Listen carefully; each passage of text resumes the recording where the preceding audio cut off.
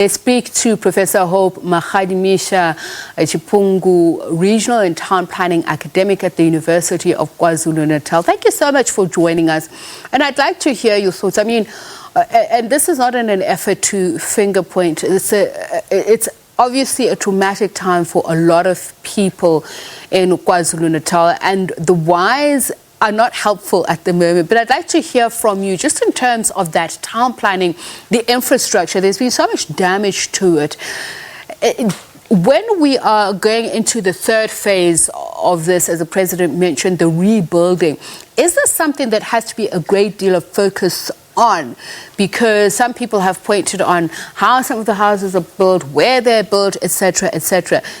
Is this something that's going to have a major play in the discussions on this third phase? Okay, thank you very much, and thank you very much for having me today. From planning perspective, obviously there are a number of things that need to be done or need to be at the center of the discussion, particularly in trying to find out the solution. I think we need to go past the stage of where we really went wrong, but also take stock of where we get it wrong and how do we correct it going forward. And I think at the center of it is the issue around the developmental control.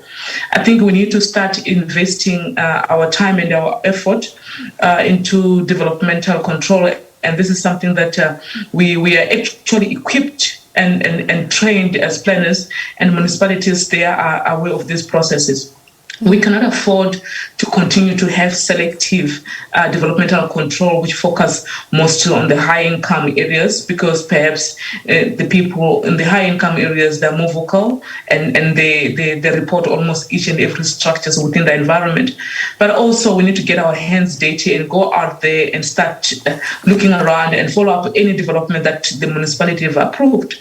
If you have approved a certain development, you have to follow it up to make sure that whatever you have approved and agreed on in the initial plan during the submission of the plans, that particular plan is being implemented as it's supposed to be, because there's a lot of mismatch of the plans that municipality may have approved and what we end up having at the final product. So we need to kind of beef up our effort around those issues.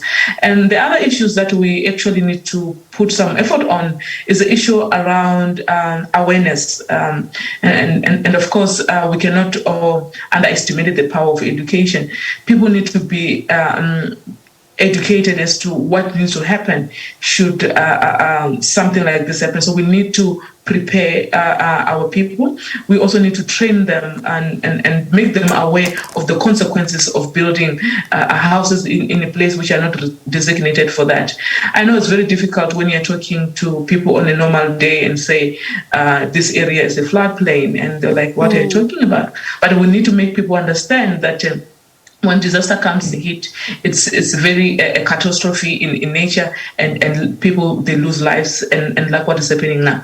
So we need to invest a lot in the education, also invest a lot in the developmental control. What can be done just moving forward? And you are raising a number of issues, and I want to come back. It really resonates with what you were saying, the President earlier on, saying that because of these climatic conditions that we are experiencing more frequently, and obviously with a greater force in terms of the impact, he said we need to invest more in climatic adaptation measures and recommit to reducing emissions. So in terms of town planning, climatic adaptation, what does it practically mean? What would the provincial government and the municipalities have to focus on? Oh, thank you very much. I think there are a number of issues that we can focus on if we're talking about the issue around the climate change and planning itself. Planning, it cannot stop the nature, and that has to be very clear. We don't stop the nature, what the nature wants to do, and when the nature fights back. But what we do is to prepare ourselves that should the nature happen, then we need to be more ready. Our infrastructure needs to be resilient.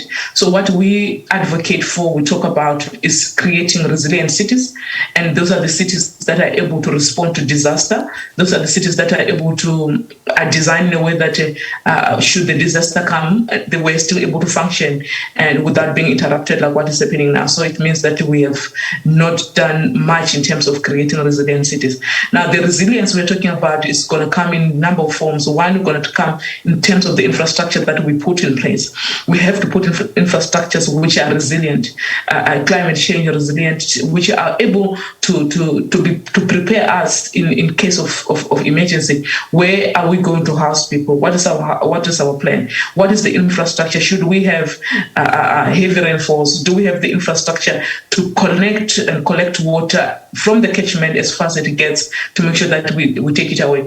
And where are we taking this water? If we are saying that we have a lot of water and thinking about the waste amount of water we can get, where are we going to discard that water?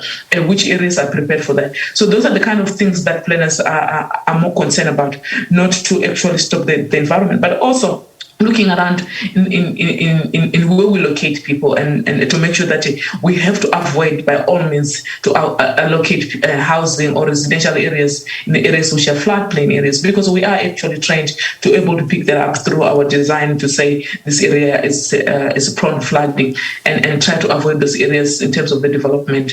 And in the event we decide to have development, it has to have what we call passive development, and that development is something that it won't cost us much, it won't cost us life. Should anything like this happen, it should just be there and we're able to proceed with our lives. Professor so we are Chipungu, more talking about the resilience and inclusivity in terms of the design. You mentioned earlier on the need for education. Now, the president obviously mentioned that there have been 4,000 homes have been completely destroyed, 8,000 or more that have been partially destroyed. But I'd imagine that of the 4,000, they must be largely informal settlements, and you have mentioned the need for education. A lot of the people who build houses in these areas do so because they don't have anywhere else to go.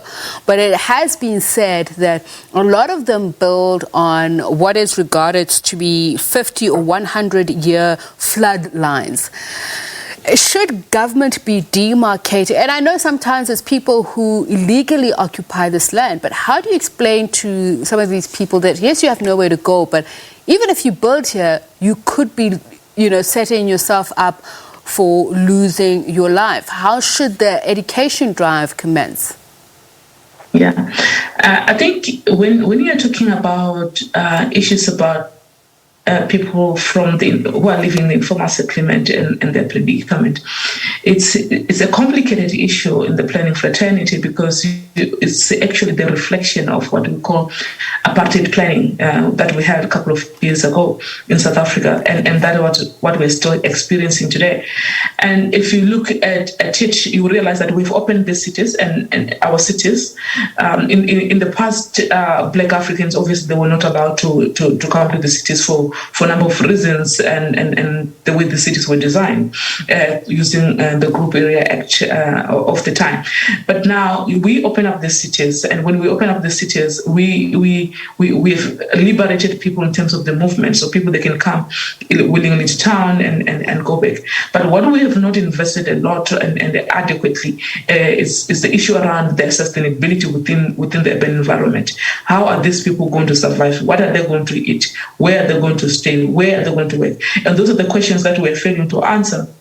And this is simply because of the way the cities were designed. We're talking about something which deals with the physical environment. So once you put a building and you demarcate it, that is very difficult to kind of just wake up tomorrow morning and you decide otherwise.